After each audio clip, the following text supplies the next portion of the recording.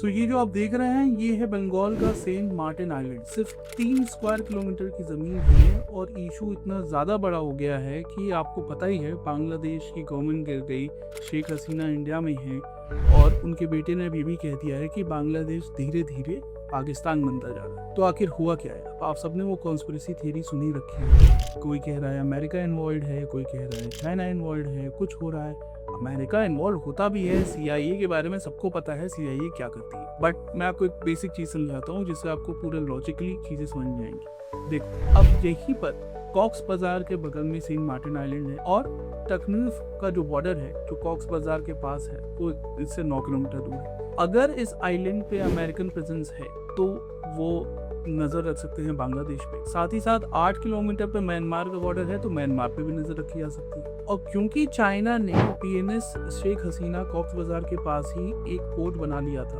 और म्यांमार में ऑलरेडी उनका स्पाइविंग बहुत एक्टिव, तो American want to have a presence in Bay of Bengal. और उसका सबसे सिंपल तरीका यही है कि वो बांग्लादेश से आइलैंड ले, क्योंकि इंडिया के साथ जो उनकी ट्रीटी है वेदर इट्स लमुआ कोमकासा, उसके थ्रू वो बे ऑफ बंगाल में आ तो सकते हैं लेकिन वो सिर्फ तभी आ सकते हैं जब उन्हें इंडिया परमिशन दे, और इंडिया हमेशा ये परमिशन नहीं देगा। तो इस बात को ध्यान में रखें कि इस पूरे इशू में कहीं ना कहीं अमेरिका इन्वॉल्व जरूर से है, क्योंकि 2025 के सितंबर में वो डील कहीं ना कहीं हो भी गई जिसमें बांग्लादेश ने अमेरिका को एक्सेस दे दिया है। और ये बात अब शेख हसीना वापस कह ही रही है, आपने लेटेस्ट प्रेस कॉन्फ्रेंस में देख ली होगी।